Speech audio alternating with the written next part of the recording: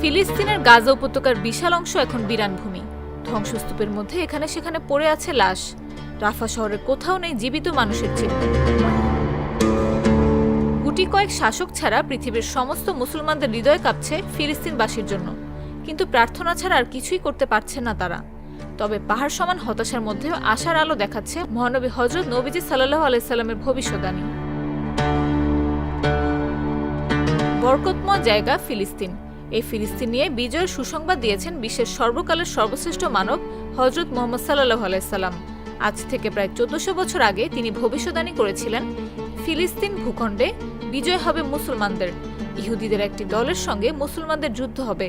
তাদের নানা অত্যাচার নিপীড়ন উপেক্ষা করে শেষ হাসি হাসবে মুসলমানরাই। হাদিসের ব্যাখ্যাকাররা বলছেন, সত্যের দিকে অগ্রসর হচ্ছে নবীজির সে ভবিষ্যদ্বাণী।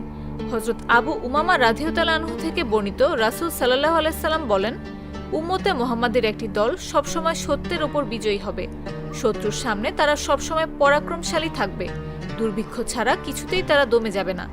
কিয়ামত পর্যন্ত তারা এমনই থাকবে। সাহাবীরা জিজ্ঞাসা করলেন, এই দল কোথায় থাকবে? রাসূল সাল্লাল্লাহু আলাইহি সাল্লাম বলেন, তাদের অবস্থান হবে বাইতুল মুকাদ্দাসের আশেপাশে। সম্প্রতি গাজায় অতীতের সব রেকর্ড ভেঙে ভয়াবহ হামলা চালিয়েছে ইসরায়েল। একেবারে নিঃস্ব হয়ে গেছে গাজার রাফা ময়দান। অনেক ইসলামী চিন্তাবিদ একে রাসূল সাল্লাল্লাহু আলাইহি সাল্লামের ভবিষ্যদ্বাণীর সত্যতা বলে বিবেচনা করছেন, যে ভবিষ্যদ্বাণী অনুসারে সাময়িক কষ্ট হলেও শেষ বিজয় হবে মুসলমানদের। আরবিতে শাম দেশ বলতে বোঝানো হয় ফিলিস্তিনকে। মহানবীর আরও একটি ভবিষ্যদ্বাণী থেকে জানা যায়, এই অঞ্চলে একটি দল সবসময় সত্যের পথে লড়াই করবে। তাদের আল্লাহ সাহায্য করবেন।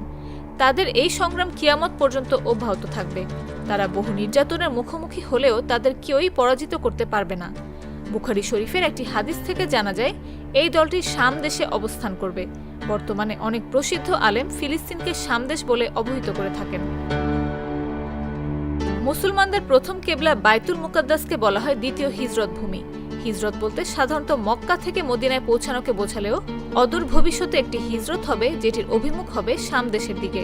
এ প্রসঙ্গে হযরত আব্দুল্লাহ ইবনে আমর রাদিয়াল্লাহু আনহু বলেন, রাসূলুল্লাহ সাল্লাল্লাহু আলাইহি সাল্লামকে বলতে শুনেছি, হিজরতের পর আরেকটা হিজরত হবে। ভূপৃষ্ঠের সর্বোৎকৃষ্ট মানুষ হবে তারাই যারা ইব্রাহিম আলাইহিস সালামের হিজরত ভূমি শাম দেশে অবস্থান করবে। মহানবী হযরত মুহাম্মদ সাল্লাল্লাহু আলাইহি সাল্লাম থেকে বর্ণিত এরকম আরও কয়েকটি হাদিসে করা ভবিষ্যদ্বাণী থেকে জানা যায়, ফিলিস্তিনের মুসলমানদের বিজয় হবার কথা। ধীরে ধীরে সে বাস্তবতার দিকে এগিয়ে যাচ্ছে সম্প্রতি ফিলিস্তিনে ঘটা ঘটনাগুলো।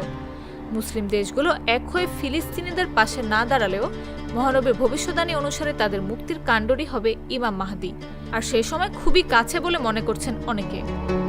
নাফিস আব্দুল্লাহ, জাগো নিউজ। বান্ডেল থাকলে প্রতি সেনমানিতে টাকা বাঁচবে। বিকাশ সেনমানি বান্ডেল কিনে জিতুন প্রতি লেনদেনে।